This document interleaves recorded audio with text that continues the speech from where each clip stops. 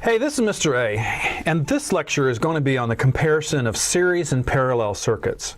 Now, you should have just come off the experience where you built a couple of circuits in the circuit build kit, the circuit construction kit. And whether you knew it or not, you were building a series circuit and you were building a parallel circuit. The question that I had for you at the end of that experience was, which circuit light bulbs burned brighter? And I actually wanted you to make some calculations and figure out the power dissipated through each light bulb. And what everybody figured out was that the light bulbs in the parallel circuit actually burned brighter. So my question to you was, why? Why does that happen? I've drawn a series circuit and I've drawn a parallel circuit here. And let's see if I can just think out loud myself and see if that makes sense to you. And while we're talking about it, why don't we talk about it in terms of our analogy that current flow is like water.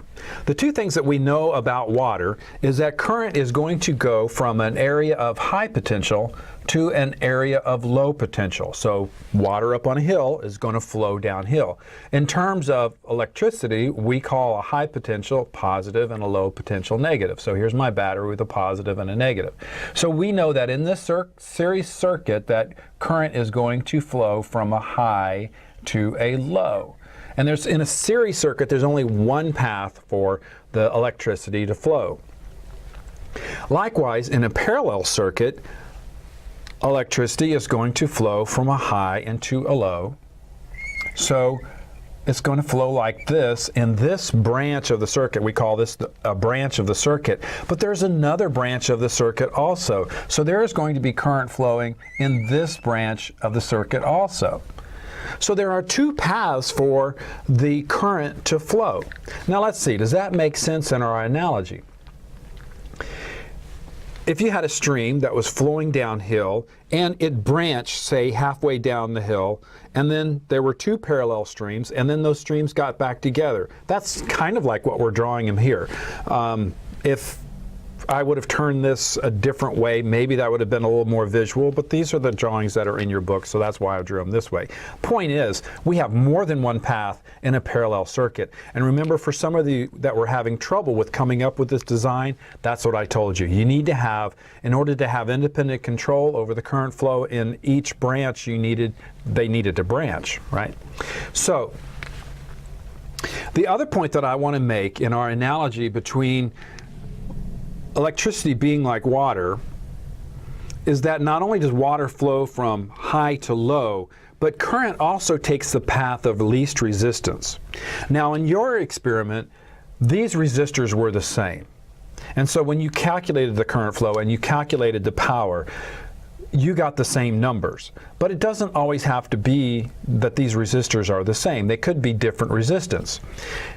The fact of the matter is, like in water and electricity, more current is going to flow where there is less resistance. Let's put some numbers on this. How about if this was R1 is equal to 100 ohms and R2 is equal to 200 ohms?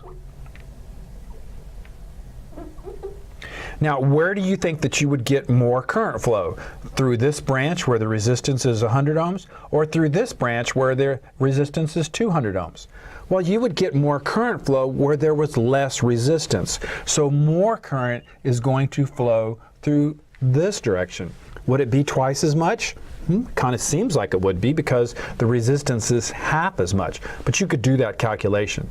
And in fact, we're going to be doing a couple of example problems. Before I leave this comparison where I've got both circuits up here at the same time, let me mention a couple other things that might not be obvious to you right now, but is very important when you're comparing series and parallel circuits. In series circuits, the current is the same in the entire circuit. There's only one path for the current to flow, and whatever resistance there is going to govern how much current flows. So regardless of whether you're at the top of the battery, in between the resistors, or coming back to the battery, the current flow is going to be the same throughout. Now, as I just said, in a parallel circuit, the current flow can be different in each path depending upon the amount of resistance there is.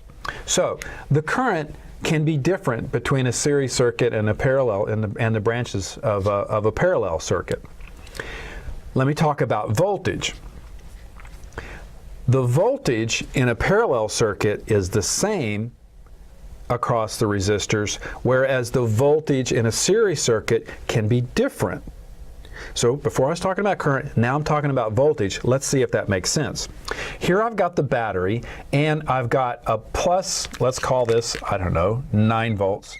I've got a plus 9 volts as my high potential, and it's going to be 0 on the bottom. So the voltage drop across this resistor is 9, and the voltage drop, I say drop, that means measuring across the resistor.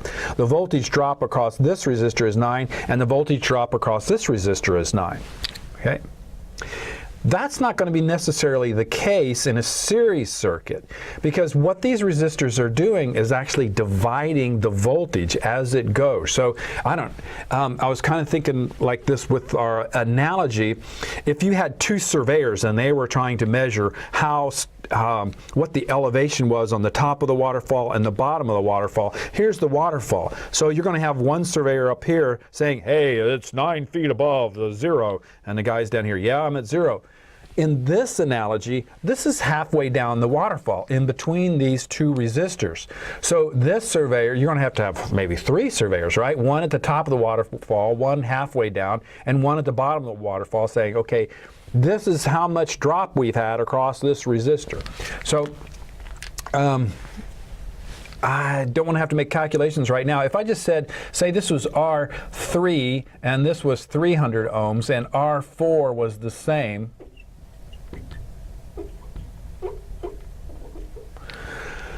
R4 was the same, 300 ohms, then these resistors would be the same.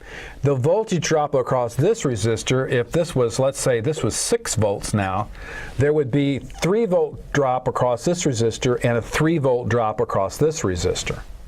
Does that make sense? Because 3 and 3 would add up to be 6. So we're going to do an example next of a series circuit, which we call a voltage divider. I'll explain what that is, but it's a very common application of series circuits because it divides the voltage as you follow the current along. In a parallel circuit, the voltage is the same drop across the resistors.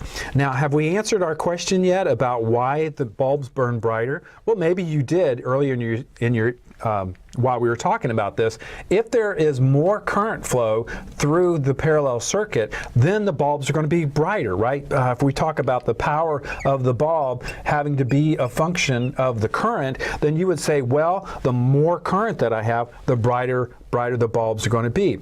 And you can see that in your case, you had resistors that were the same value. I've cluttered this up now with different resistor values, but in your example, the resistors were the same value. So if this was, let's just make them all 200.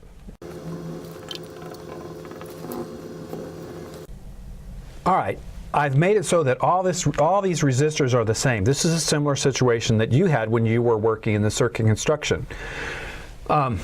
Remember that resistance in a series circuit is the sum of the resistance. So our total, or our equivalent in this case, is the sum of these two resistors, so that's 400 ohms. In this case, where you've got the resistors in parallel, if you do the calculations where it's 1 over R1 plus 1 over R2, and then you take the inverse of that, our total is only equal to 100 ohms.